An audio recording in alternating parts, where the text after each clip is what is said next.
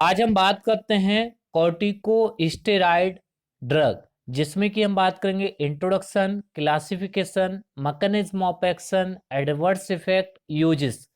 तो सबसे पहले हम बात करते हैं इनके कुछ कॉमन एडवर्स इफेक्ट की, जो कि डायबिटीज या फिर हाइपरग्लाइसीमिया, हाइपरटेंशन, ऑस्टियोपोरोसिस, जिसमें कि देखा गया है जो बोन्स हैं उनमें पोर बनने लगते हैं, फ्लूइड इम्बैलेंस, जो बॉडी का जो फ्लूइड है वो इम्बैलेंस होने लगता है और जिसकी वजह से एडिमा या फिर सोइलिंग हो जाती है, इम्यून सिस्टम रिस्पॉन्स डिक्रीज हो जाते हैं और जिसकी वजह से क्या होता है, इम्यून सिस्टम वीक हो जाता है और कोई इन्फेक्शन बहुत जल्दी ही ग्रो कर जाता है इन बॉडी। इंट्रोडक्शन की बात करें तो कॉर्टिकोस्टेरॉइड जो ड्रग हैं इनका जो इफ़ेक्ट है वो एंटी इन्फ्लामेटरी इफ़ेक्ट है। तो ये इन्फ्लामेशन और सोइलिंग को कम करते हैं और डिक्रीज करते हैं इम्यून सेल मीडिएटेड रिस्पॉन्स, या फिर सप्रेस करते हैं immune cell mediated response. Classification of drug, अगर हम इनके क्लासिफिकेशन की बात करें तो नंबर ए ग्लूकोकॉर्टिकोइड, जिसमें कि number 1 short acting drug hydrocortisone, number 2 intermediate acting drug prednisolone, number 3 long action drug जिसमें कि डेक्सा मीथासोन या betamethasone, number B mineralocorticoid, जिसमें कि डिसऑक्सी कॉर्टिकोस्टेरॉन, डिसऑक्सी कॉर्टिकोस्टेरॉन एसीटेट। ये क्लासिफिकेशन याद कर लेना है।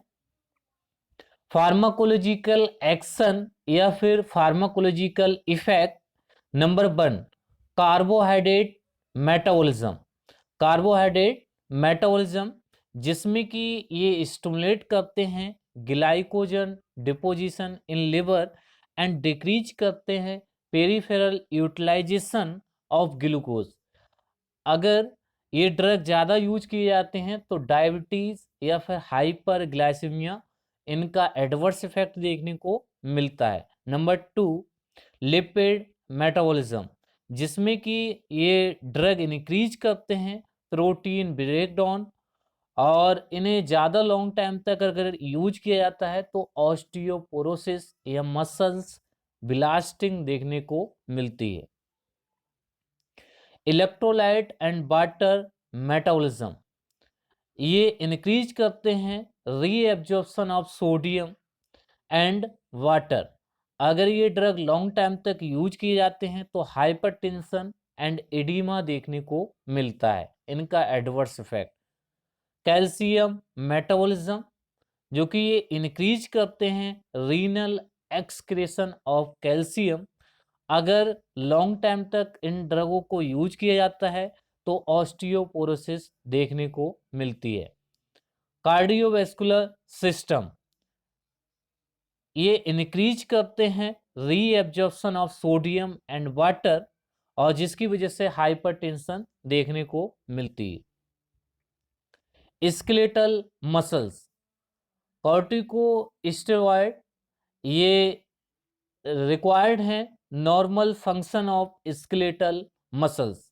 नंबर 7 सेंट्रल नर्वस सिस्टम, इनका जो इफेक्ट देखा गया है maintenance of blood pressure, glucose concentration, electrolyte level and influence करते हैं मूड एंड बिहेवियर।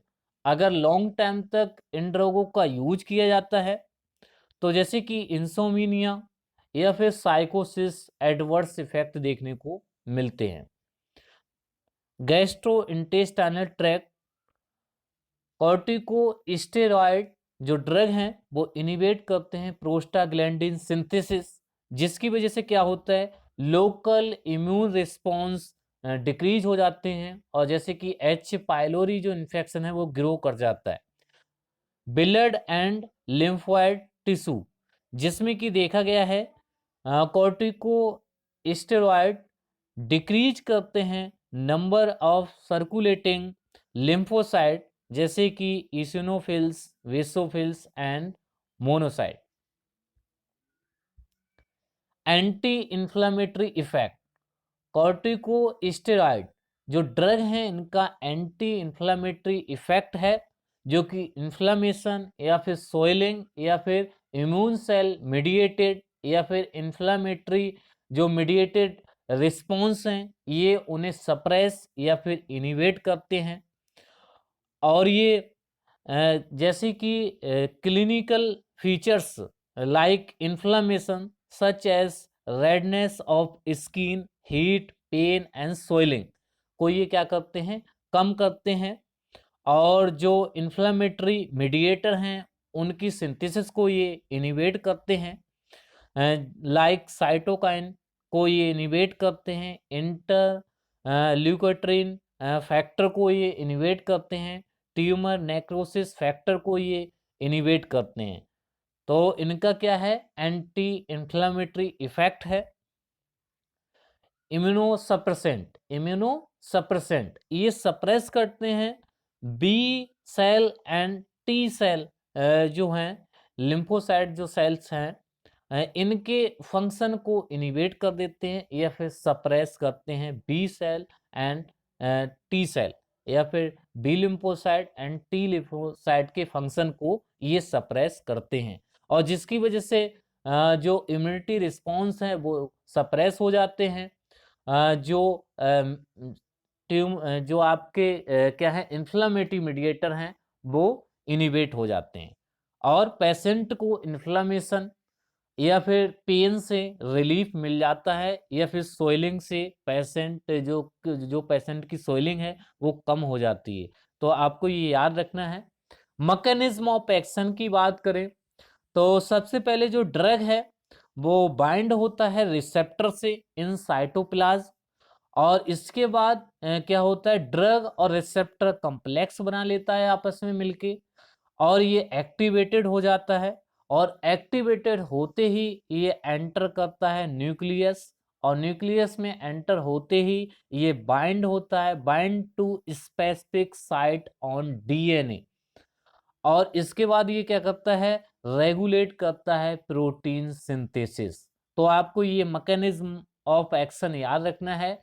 ड्रग सबसे पहले जाके बाइंड होगा रिसेप्टर से और रिसेप्टर एक्टिवेट होगा, कम्प्लेक्स बनाएगा और न्यूक्लियस में ये एंटर करेगा और एंटर करते ही ये बाइंड होगा to specific site on DNA. After that regulate करेगा protein synthesis and drug response after that. Pharmacokinetic की बात करें ड्रग का एब्जॉर्प्शन होगा, सिस्टमिक सर्कुलेशन में ड्रग जाएगा उसके बाद इसका जो मेटाबॉलिज्म है वो हेपेटिक मेटाबॉलिज्म होगा, लिवर के थ्रू होगा और एक्सक्रेशन किडनी के थ्रू होगा। यूजेस की बात करें तो नंबर ए रिप्लेसमेंट थेरेपी में इसका यूज होता है जैसे कि एक्यूट एंड क्रोनिक एडरीनल इनसफिशियंटी या फिर एडिशन डिजीज में इन ड्रगों को दिया जाता है। नंबर बी फार्माकोथेरेपी, इन ड्रगों का यूज आर्थराइटिस में होता है, एलर्जिक रिएक्शन में इन ड्रगों का यूज होता है, ऑटो इम्यून डिजीज में होता है जिसमें कि जो एंटीबॉडी होती है अपने ही बॉडी के सेल को या फिर टिश्यू को डिस्ट्रॉय करने लगती है। तो ऑटो इम्यून डिसऑर्डर में इन ड्रगों का यूज होता है, ब्रोंकियल अस्थमा में होता है, लंग्स डिजीज जो होती हैं उनमें किया जाता है, आई इन्फेक्शन में होता है या फिर आई डिजीज में होता है, स्किन डिजीज में इन ड्रगों का यूज होता है, एडिमा में इन ड्रगों का यूज होता है, ऑर्गन ट्रांसप्लांटेशन में इन ड्रगों का यूज होता है और फिर जो आपके एलर्जी या फिर हाइपर सेंसिटिविटी रिएक्शन है या फिर जो इम्यून रिस्पॉन्स है उन्हें सप्रेस करने में इन ड्रगों का यूज होता है। तो आज के लिए इतना ही। Thank you.